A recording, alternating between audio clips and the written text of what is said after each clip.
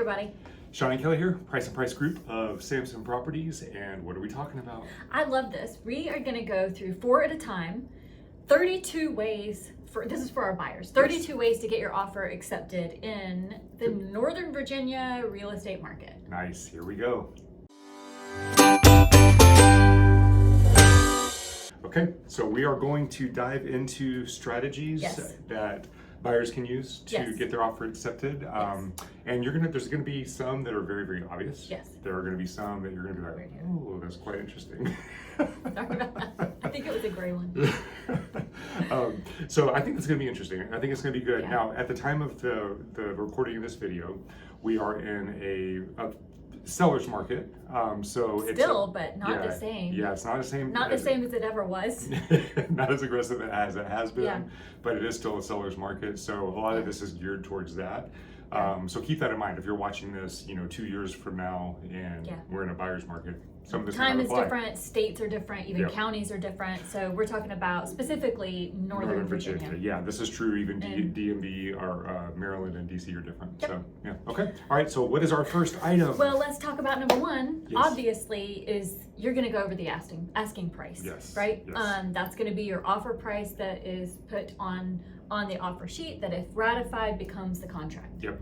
Okay, so you talk about how you're gonna help them come up with that. So if this video had been shot 3 months ago, it would be 100% your over asking price. You have to get the property. Now, we're coming across some properties that are maybe on the market for 20, 30 days, something like that, where you could actually come in at the asking price. That's a little high, 20, 30, right? Yeah, that's still a little high. That's not that's too usual. Yeah, it's not very usual. That's why I'm saying. So you come across those, you might be able to go in at asking price.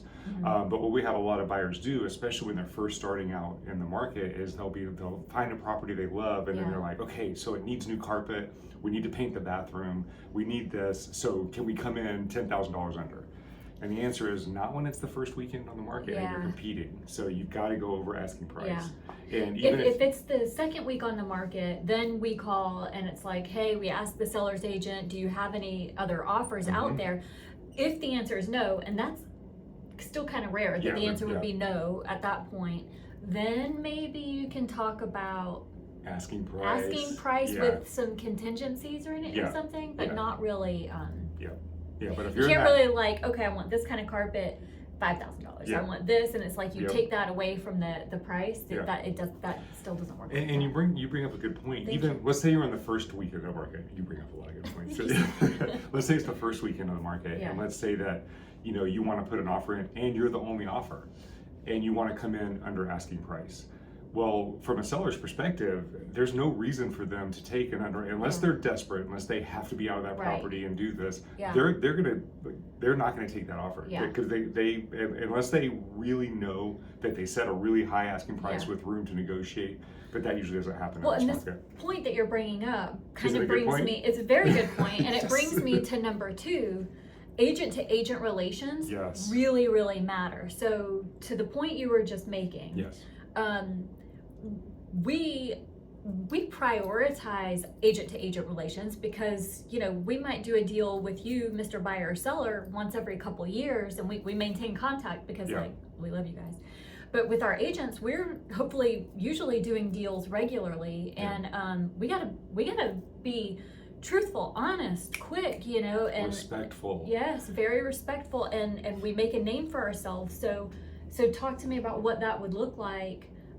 What you were just saying, if it had been on the market for maybe a week, then you usually call the agent and they'll spill the tea, right? Hey, they actually need to get out sooner, right? You can strategically ask questions to buy sellers agents to where they may give you information you can use to know how to write the offer, and that relationship is very important. For 2 reasons. Number one, for them to be honest with you, because if they know you and they know that you bring buyers that can close the transaction, they're never going to go against what is in the best interest of their client. Right. But they might be able to say, hey, what's most important to them is the timing, right? And no contingencies. If we can get this deal done in 2 weeks, then they might be willing to take a little bit less. So that's the kind of thing that when you have these good agent relations, you get into those conversations. Yep, and that's in those, when it's been on the market for a little bit. But if you're in a multiple offer situation, the agent-to-agent relationship is important, because if you, for example, if the agents know that you submit clean contracts as an agent, that's going to get your offer not automatically kicked out of the list, because there's so many details, and they have to know that the agents will get the process to closing. We've actually gotten our clients' offers accepted in multiple offer situations at least a couple of times that we've heard of just this year, and they've said, because I know these agents, I know they close on time, I know their buyers are pre-approved, like real pre-approvals, and even if they were like a few $1,000s net under what the other offers were, right? So because they knew, so that's a huge thing. Huge. Okay. So number one is be real about the price. Number two is relationships matter, so make sure you're with an agent. Make sure you feel comfortable with your agent, because if your agent's kind of condescending to you, they're likely going to be that way with other agents, which will repel other agents, which weakens your position in a multiple offer situation. And if they talk bad about other people, that's like, we know who these agents are. Like we know this. And so when they come across our desk in an offer, it's kind of like, what's this going to be like? Also, let me make a point. We're with an agent, right? Yes. So sellers agents, if we're getting just somebody who's unrepresented, that's a lot of work, and there are a lot of cracks that things will slip through, and it's just not the safest bet for our sellers.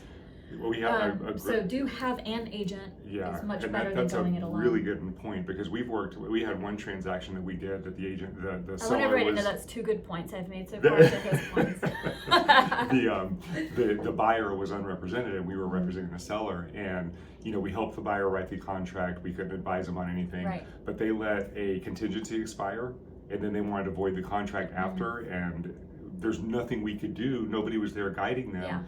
And the gentleman almost lost his entire EMD. It's a sad He voided situation. the contract, then he came back into the contract, and it cost him, there was a lot of mistakes this guy made. And the seller kept going in and out, because she was like, what's happening here? Are we in contract, are we not? And we can't work for the unrepresented buyer. So there's a lot of risk for sellers. So you may think you're coming into a transaction without an agent, and you're going to get a better deal, but the fact of it is that agents that have worked with unrepresented buyers know that that's a risk. Like, they charge their sellers extra to have to navigate with an unrepresented buyer. So you're not really saving the seller any money, and it's putting you in a bad position because you have no representation. You have no one looking out for the things that, Anyway, we've gone on that too long. All right, so that was 2A. Item number 3. Yes. Lender. Consider using a local lender that has a good reputation. Okay. Let me speak to this for a second. And a lender, not necessarily the bank. Right. We have lenders from some banks that are horrible, but they have other lenders from the same bank that are great, and we know that. So and that they are not going to fake you out because it's their job, right? Okay, so I have my lender's license. You guys who watch this regularly, you know that, right? But it's inactive after however long I did it, right? And I learned relatively quickly that I am amazing as your real estate agent. Like, I know the shit. But as a lender, I'm like, there are so many out here so much better than me. Like, you have to, if that were my only job, I would still be doing it, because you got to bring home the bacon, and I'd be like pounding the pavement and going for it, because I don't have to. You've got to understand there are other lenders out there who do work like that because they have to. And it doesn't mean they're all created equal. And and like you said, it's not just the company they work for, it's the agent. It's the actual agent. And this is another reason for having a realtor, and I hate to keep beating this in, but if you're working with a lender, the lender does not have a fiduciary responsibility to you, meaning they have to look out for your best interest. Now, a good lender is going to. The one, Tatiana, the one we're always on here with, the Mortgage Minute, and there are several others, right, that we work with. There are. But there are some lenders that don't, and they don't know about deadlines. They don't care about your earnest money deposit. They just are working the transaction based on what they're trained in. And you have to have somebody that's looking out for your best interest to stay on top of that lender to make sure that they're meeting the deadlines and they're getting these things done. Let me speak to something on that just happened recently. You made a great point. Okay. But okay, so the lender, the loan officer, right? they are working for you, the buyer, and they're great, and they might be really, really responsive to you, and they might know everything about their processing and their underwriting and your loan and your situation and all this. What you really have to keep in mind, you don't know everything about your real estate contract. Your lender doesn't know everything about your real estate contract. They know everything about their box of goods. And you know everything about your personal stuff and your work and everything. We know everything about your contracts. And which is what is your legal binding obligation. We just had it come up where a buyer is like, hey, for these reasons, it's going to be more convenient if I delay settlement and all of this. And I'm just letting you know that we don't have to rush. And they told their lender this. So when we're calling like, hey, what's going on with the appraisal? What's going on with this? The lender's like, oh, yeah. They are thinking about maybe delaying settlement a little bit. So we haven't ordered this yet, or we haven't ordered that yet. And we're like, they can't do that, right? Because they're going to be in breach of contract. And what lenders don't understand, and you, Mr. or Mrs. Buyer, seller, don't always understand, is a seller could have ratified your contract. Here, you're under contract. They don't have to disclose to your agent that they may have taken a backup offer that came across their desk after yours did that might be better. And if you blink an eye on some of the details of your contract, you miss one little detail, they might have the email ready and waiting, notice that we are voiding this contract based on whatever line, paragraph, and page, and then they're going to activate that backup offer that was better for yours. So you lose the property, or you may lose the property and your earnest money deposit. I mean, yes. Okay. That's all I'm going to say about that. It's stressful, right? This is like I need a drink. We take it really seriously. We take your money seriously. It's your family, right? It's your home. Yeah. Okay. Not that they don't, but they don't know. They don't know what they don't know. Yeah. You don't know what you don't know, and we know it. We know it. I also know the lending stuff. I'm just not great at doing the lending. All right. It's heartbreaking. So number one, yes, you have to be realistic about the price and strategic. Put your best foot forward, depending on the situation. Number two, relationships matter. Number three, consider using relationships matter. Agent relationships matter. Number three, consider using that local realtor. Yes. Get a number four, as a POFA. Yes. Yes, a POFA. So this is specific. Some lenders offer this, some lenders don't. They don't call it a POFA. Only I don't think we're cool enough to have influence. Yeah, it hasn't reached California yet, so. We're circulating. Yes. Okay. So a pre-offer full approval. Yes. So as a buyer, if you're using a loan, if you're financing your property, if you can get a pre-offer full approval, not just an approval, pre-approval, which is what you need to write an offer. Right. But if you can get a pre-offer full approval, when we submit that offer, number one, you're able to waive your finance contingency. Yeah. Which strengthens your offer without it costing you more money. And this means that they've done. Go ahead. They've done a credit check. They've looked at all your documentation that's required for your type of loan. It's going to be like tax returns, pay stubs, whatever the case may be, which your lender's going to go through that with you. They're basically fulfilling your finance contingency before you write the offer. That's why you're able to do this. You already had all the protection. That's right. And it just lets you go into the offer. You can shorten your settlement date, so you can compete with cash offers that can close in 10 days. Yeah. You can now close in 10 days because you're fully funded. You don't have to go through the underwriting process. True. It just gives you a strengthened position with the offer, and it looks good. The sellers love it. That's right, because there are only two things that your lender has to qualify to give you a mortgage loan, right? That's you, the borrower, right? So everything about your credit and everything has to be approved. Your hair. I mean, you're not. If your hair has to be good, I'm never going to get a loan for anything. And then the other thing is the property. They have to approve the property. So you can. The pre-offer full approval is where they've done everything for you. You're great. You're golden. All it is that seller's property that you're putting a contract on, and this is where my license does come in handy, is because I can communicate this on your behalf. Like if we're representing you as the buyer, it's very easy for me to say, hey, seller agent, they've done this, that a lot of people don't know. These are the things that go into it being done. Yeah. And then if we are representing you as a listing agent, we know to ask. Every offer that comes in, it's like, don't tell me that's a pre-approval. They use pre-approval, pre-qualification. You can use them interchangeable sometimes. And you have to know how to get on the phone and ask the specific questions. So that pre-offer full approval, or POFA. POFA. Is the bee's knees. Yes. And at a minimum, before you're looking at properties, get your pre-approval. You Yeah. have to have at least a pre-approval Yeah. to submit an offer.